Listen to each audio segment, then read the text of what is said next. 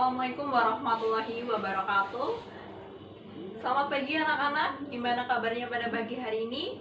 Sehat semua? Iya, alhamdulillah sehat semua ya. Sebelum kita mulai pelajaran pada pagi hari ini, Ibu akan mengabsen terlebih dahulu. Yang pertama, Ana hadir, Bella hadir, Dani hadir, Elang hadir, Vira kemana? Sakit apa? Demam. Oh ya udah. Terus selanjutnya Karin hadir, Luna hadir, Noval hadir, Reno hadir. Ya. Jadi untuk hari ini yang tidak masuk hanya Vira saja ya karena sakit. Nah karena itu marilah kita doakan Vira semoga lekas sembuh dan bisa berkumpul lagi bersama kita untuk belajar bersama. Nah, sebelum masuk ke materi inti pada pagi hari ini, Ibu punya dua gambar nih. Yang pertama, ini gambar apa anak-anak? Iya, benar sekali, gambar Rafflesia arnoldii. Nah, Rafflesia arnoldii ini bisa kita temui di mana aja? Iya, di Sumatera, tepatnya di wilayah di daerah Bengkulu. Nah, kemudian gambar yang kedua. Nah, saya kebalik. Nah, ini gambar apa ini? Gambar burung cendrawasih. Iya, benar sekali. Burung cendrawasih ini berasal dari mana? Dari Papua ya. Ini merupakan fauna endemik dari Papua ya. Nah, dari kedua gambar tersebut bisa kita simpulkan hari ini kita mau bahas apa sih? Ya,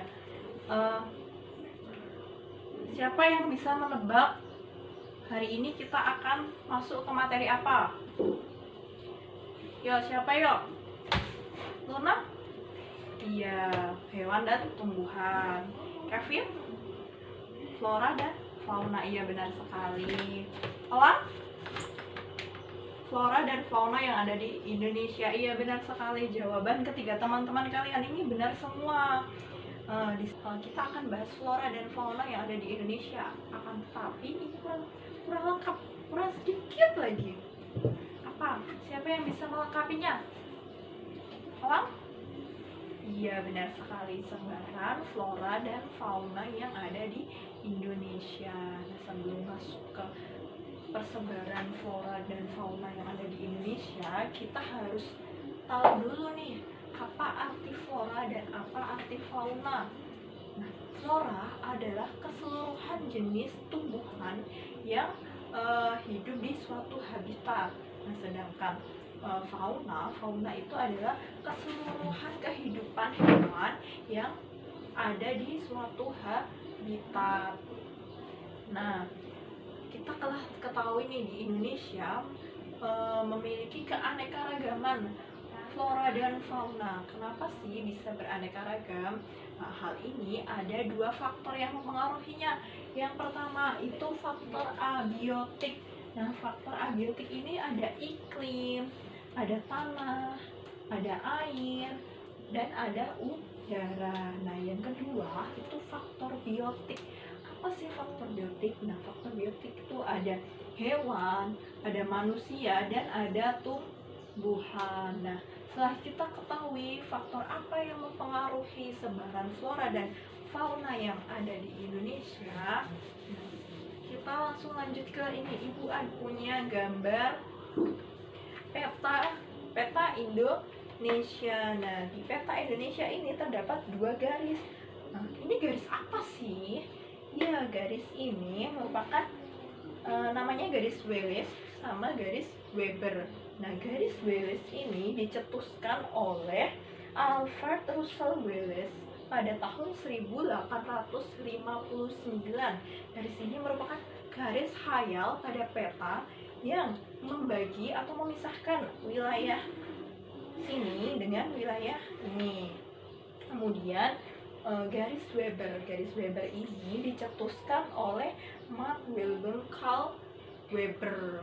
Nah, ini diambil dari nama akhirnya ya, dan jadi disebut garis Weber. Garis Weber ini garis khayal yang memisahkan antara wilayah di sini di Papua dan Sulawesi, di wilayah Papua dan wilayah Sulawesi.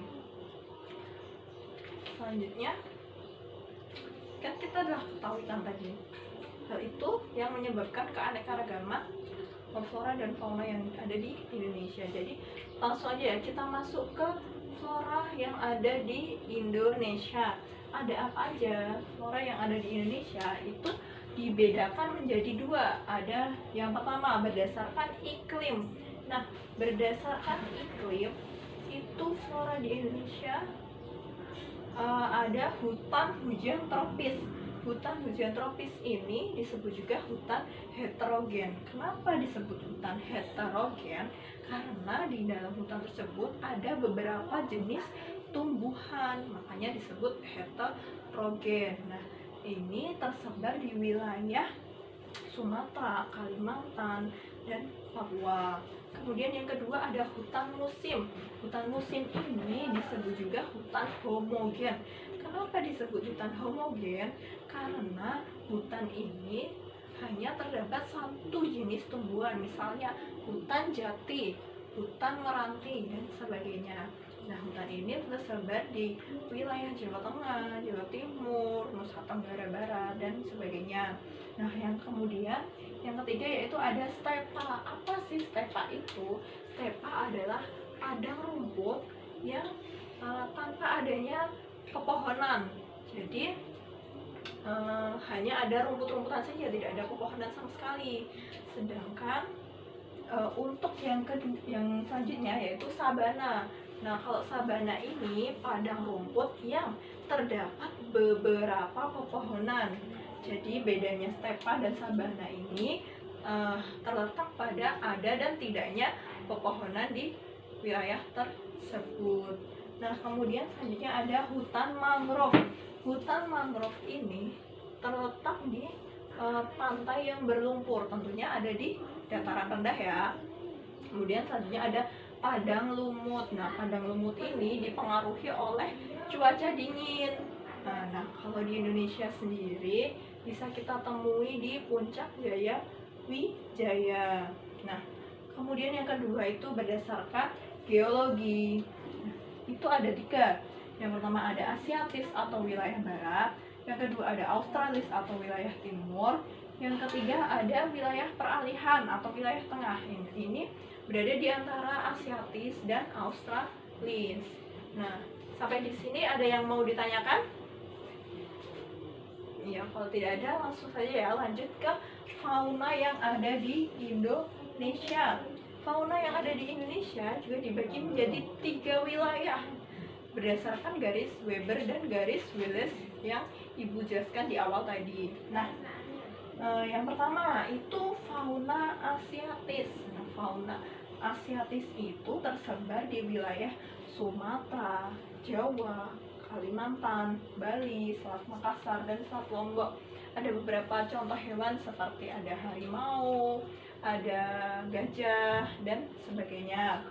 Kemudian di wilayah peralihan atau di wilayah tengah.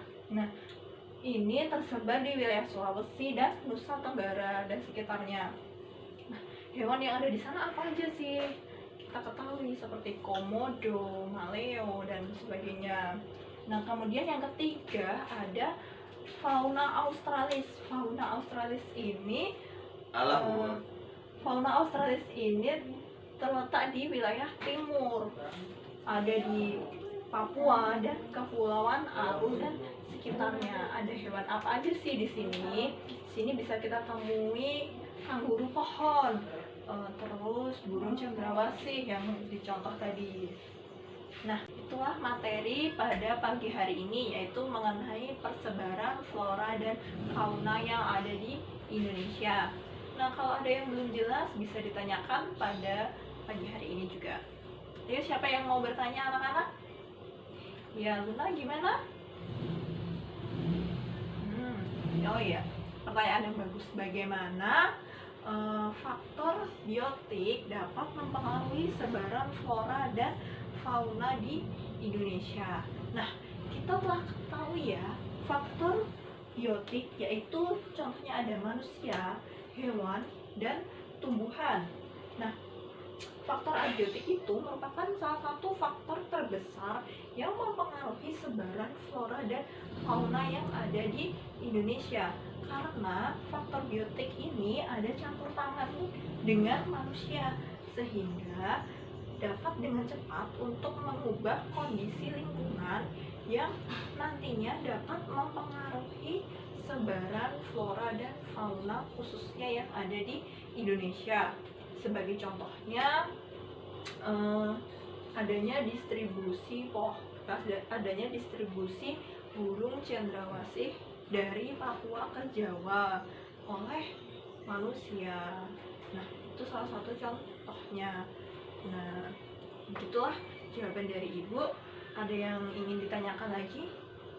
Kalau tidak ada lagi, Ibu akan memberikan tugas pada kalian semua.